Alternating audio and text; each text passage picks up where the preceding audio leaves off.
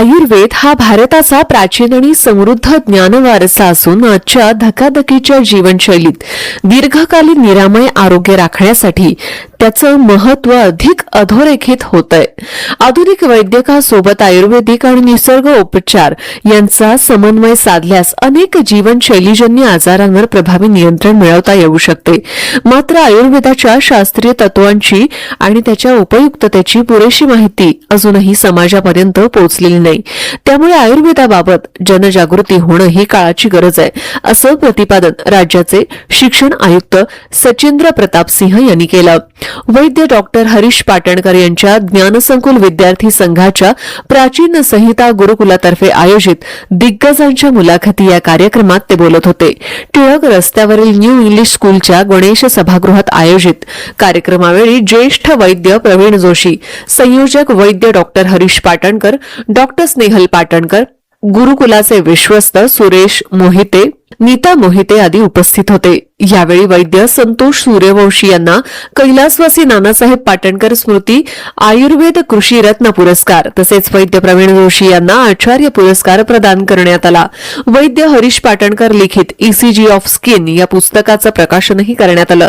गुरुकुलाच्या गुणवंत विद्यार्थ्यांचा पदक आणि प्रमाणपत्र देऊन गौरव करण्यात आला.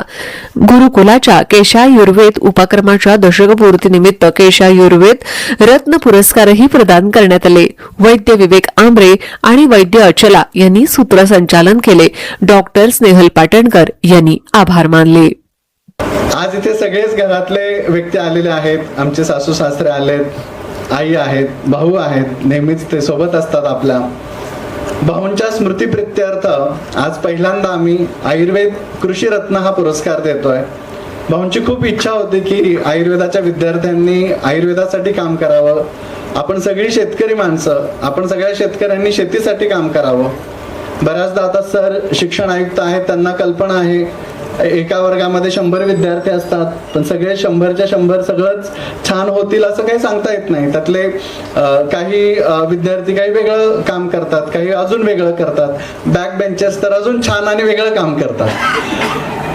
तसं प्रत्येकाचा एक एक टप्पा असतो. आमचे वडील आम्हाला एक गोष्ट नेहमी म्हणायचे की शेतकऱ्याने जसं बिया पेरायला कधी विसरायचं नाही. सगळ्याच बिया उगवतील असं काही नसतं, पण शेतकऱ्याने शेतीचं काम करावं आणि आपण मात्र बिया पेरत राहाव्यात. प्राचीन संहिता गुरुकुलच्या माध्यमातून आजपर्यंत 100 बॅचेस झाल्या. गुरुकुलची अनेक पुष्प झाली. प्रत्येक वेळी आम्ही तीच एक शेतीची भावना मनामध्ये ठेवतो. आम्ही बिया पेरत राहतो. जे उगवतात ते अजून सुंदर बनतात. जितनी शाखाएं उतने वृक्ष. डॉक्टर हरीश पाटणकर एक आहे, लेकिन त्यांच्या हजारों जे विद्यार्थी आहे ते तुमच्या शाखेच्या या तुमच्याशी जास्त उत्कृष्टताने जर येऊ शकले तेच योगदान असते. तर जसं मी शिक्षकांना सुद्धा सांगतो, शिक्षण का महत्वाचे आहे. It can change generation. इथे बऱ्यापैकी शेतकऱ्यांचे बाळ आहे. एक शेतकरी या मजूर कुटुंबाचे जर जीवन या अर्थव्यवस्था चेंज करायचे, शिक्षण उपयुक्त मिळाला तेव्हाही चेंज होऊ शकते. जे काही गरिबी या जे काही दुष्चक्र आहे त्याच्याशी बाहेर निघण्याचे एकमेव शक्तिशाली मार्ग शिक्षण आहे. त्याच्याशिवाय मला काही आणखी मार्ग दिसत नाही.